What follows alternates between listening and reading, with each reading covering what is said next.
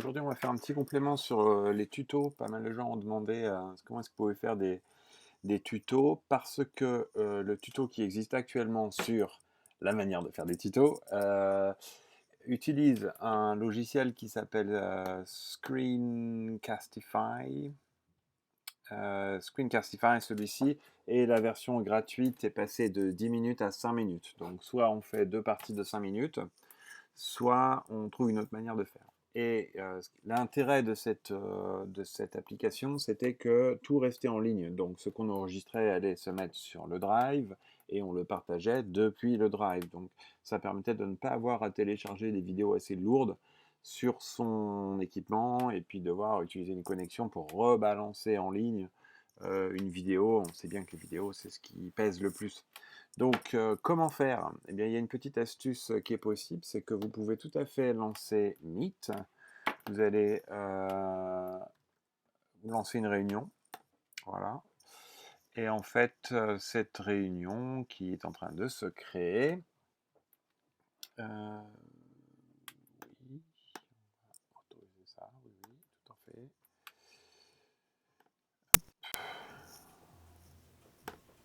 Bon, j'ai des petits soucis de caméra, mais peu importe. Vous verriez votre caméra là, vous allez participer à la réunion, mais en fait, dans cette réunion, il n'y a personne, il n'y a que vous. Et donc, vous faites votre présentation d'écran. Vous allez pouvoir faire votre tuto comme bon vous semble. Vous pouvez préparer même l'écran avant de commencer à vous enregistrer. Et puis, une fois que vous êtes prêt à faire faire votre présentation, voilà, vous présentez l'intégralité de votre écran. Une fois que vous êtes prêt, vous allez pouvoir enregistrer la réunion. Voilà. Il n'y a personne dans cette réunion, il n'y a que vous qui parlez. Mais donc demandez, bah oui, vous acceptez. Et voilà, vous allez avoir en haut à gauche un petit logo qui va se mettre en place et qui, voilà, qui vous indique par un signal audio que ça y est, vous, vous pouvez enregistrer votre présentation. Voilà. Donc vous faites votre petit truc. Là, il n'y a pas de limite de temps. Vous pouvez faire 1 heure de tuto si ça vous chante. Je vous le déconseille, mais enfin bon. Vous pouvez arrêter l'enregistrement. De la même manière, vous pourriez enregistrer tout à fait une interaction avec quelqu'un, c'est-à-dire présenter quelque chose à deux enseignants. Vous pourriez tout à fait présenter une réunion que vous faites, vous enregistrez, vous faites cette présentation et vous allez ensuite arrêter l'enregistrement.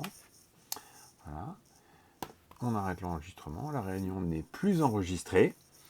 Et qu'est-ce qui va se passer à ce moment-là? Vous allez recevoir dans votre boîte mail, quelques minutes plus tard, alors bon, je ne vais pas combler pendant quelques minutes, voilà, mais vous allez recevoir, alors selon la durée de votre présentation, hein, évidemment, si c'est 1 heure de réunion enregistrée, ça va mettre un peu plus de temps à traiter, mais vous allez recevoir entre 5 et 30 minutes plus tard, un mail qui va vous donner un lien vers le fichier de l'enregistrement. Ce lien, vous allez pouvoir le renommer et le partager avec qui bon vous semble. Et donc de cette manière, vous allez pouvoir partager un tuto qui dure la durée que vous souhaitez et vous n'êtes plus limité par les 5 minutes de Screencastify.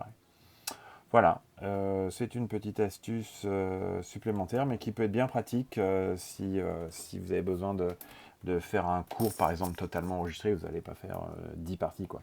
Donc voilà. Eh bien, j'espère que ça vous est utile et je vous dis à bientôt.